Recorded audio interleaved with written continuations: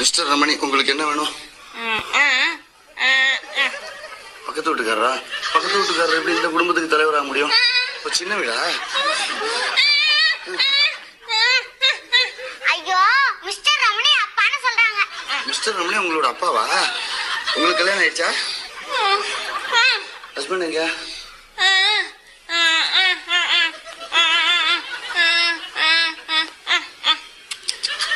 கல்யாணம் ஆன ஒரே நாள்ல மண்ணெண்ணெய் ஊத்தி கொளுத்திட்டாரா? அப்ப நீங்க இளம் விதவை போட்டு வச்சிருக்கீங்க. எனக்கு எதுக்கு அதெல்லாம்? நான் சென்சஸ் எடுக்க வந்திருக்கேன்.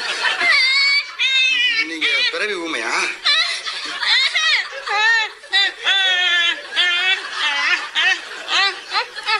என்ன சொல்றாங்க பாப்பா?